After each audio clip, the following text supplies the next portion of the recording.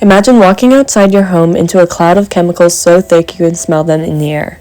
Residents within the 5th District of Louisiana, otherwise known as Cancer Alley, are experiencing higher concentrations of pollution from waste plants than any other place in the U.S. Robert Taylor, a resident of a town called Reserve that lies within this district, refers to it as the cancer capital of the world.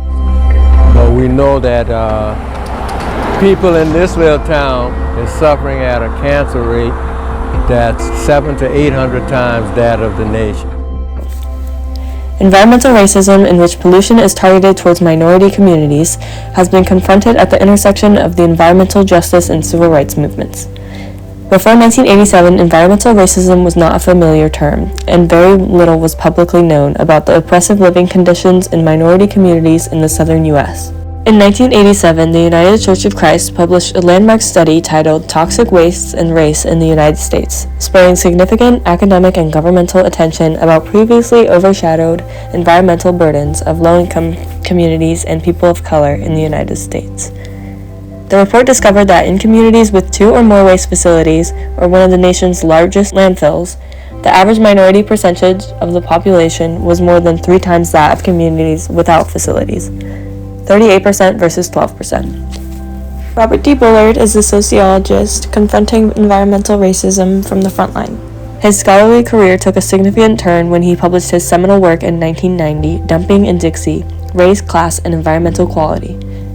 Entering the scene of environmental justice, he drew on the UCC's research and, supported by his own, Bullard exposed the systemic siting of hazardous waste facilities in predominantly African American communities, specifically the region that has taken on the name Cancer Alley.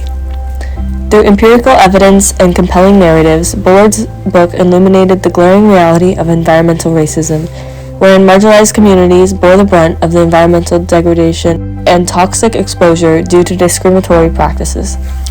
His groundbreaking research capitulated Bullard to the front of the environmental justice movement, earning him his recognition as Father of Environmental Justice. A pioneering researcher, widely known as the Father of Environmental Justice. He sat down with Jamila King from Mother Jones. How much is climate change a civil rights issue? The right to breathe is a basic right. We don't decide next Tuesday I'm not going to breathe. The right to have access to clean energy, to have access to food, and to have access to communities that are not underwater. These are basic rights. Global warming and pollution are as much as a civil rights issue as the climate change one. He continues to tirelessly advocate for environmental justice issues, appearing on various news networks and convention boards. Believing that the United States government is way behind on environmental justice, Robert D. Bullard continues to raise awareness about the intersections between civil rights and environmentalism.